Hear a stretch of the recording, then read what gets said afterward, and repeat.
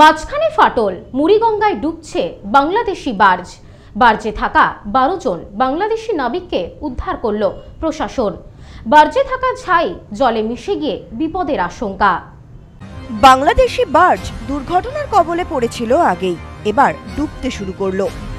ঘোড়ামারা দ্বীপের পাশে দুর্ঘটনাগ্রস্ত Bangladeshi barge C world. বার্জটি ক্রমশ মুড়িগঙ্গা নদীতে ডুবতে শুরু করেছে, ফলে বার্জের ফ্লাই অ্যাশ নদীতে মিশে যাওয়ার আশঙ্কা। চড়াতে ধাক্কা মারার পর দুভাগ হয়ে গেছে বার্জটি। এই এলাকায় প্রচুর মানুষ মাছ ধরেন। বার্জটি ডুবে গেলে ফ্লাই অ্যাশ নদীর জলে মিশে দূষণ ছড়াবে। পুরো বিষয়টি কলকাতা বন্দর কর্তৃপক্ষের নজরে আনা হয়েছে। বার্জের ভারতীয় এজেন্টকে দ্রুত ব্যবস্থা নেওয়ার নির্দেশ দেওয়া হয়েছে। দক্ষিণ 24 পরগনার ঘোড়ামেরা দ্বীপের কাছে বাংলাদেশ যাওয়ার পথে দুর্ঘটনার কবলে পড়ে ওই বার্জ। মুড়িগঙ্গা নদীর চরে ধাক্কা মারার পর ধীরে ধীরে দুটুকরো হয়ে যায় ওই বাংলাদেশি বার্জ।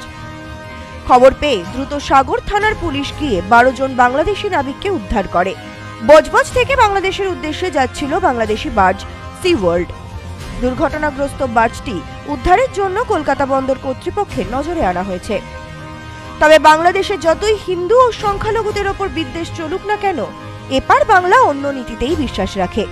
কেউ বিপদে পড়লে আজও পাশে দাঁড়ানোটাই যে পরম ধর্ম, তা আরও একবার চোখে আঙুল দিয়ে দেখিয়ে দিল প্রশাসন। 2024 সালে গঙ্গাসাগর মেলার সময় এমন বিপত্তি সামনে এসেছিল।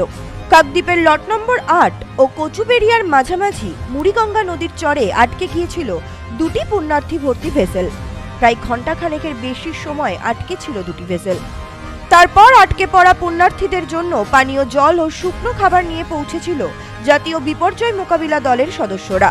প্রসঙ্গত, 2013 সালে মুড়িগঙ্গায় ডুবে গিয়েছিল একটি বাংলাদেশি জাহাজ।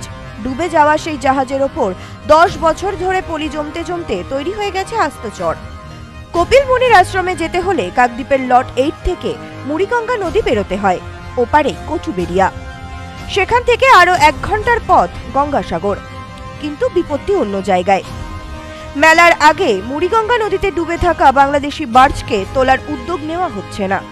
পরে তা আদৌ কেটে তোলা সম্ভব কিনা তা নিয়ে বিশেষজ্ঞদের সঙ্গে কথা বলে সিদ্ধান্ত নেবে জেলা প্রশাসন। মুড়িগঙ্গায় ধীরে ধীরে ডুবতে শুরু করেছে বাংলাদেশি বার্জ।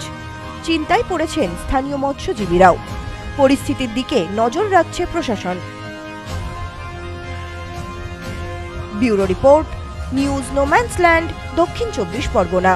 সম্প্রীতি guest house hotel and restaurant. সমস্ত আধুনিক সুবিধাযুক্ত AC double bedroom, standard double bedroom, twin bedroom, deluxe double bedroom. আমাদের হোটেলেই রয়েছে বাঙালির খাবার সহ মাল্টি কুইজিন রেস্টুরেন্ট। শহরের মধ্যে অথচ সম্পূর্ণ নিরাপদ পরিবেশে থাকা খাওয়ার একমাত্র ঠিকানা Sampriti guest house hotel and restaurant, Chakdah road, টবাজার, বনগাঁ। ফোন 03215257603।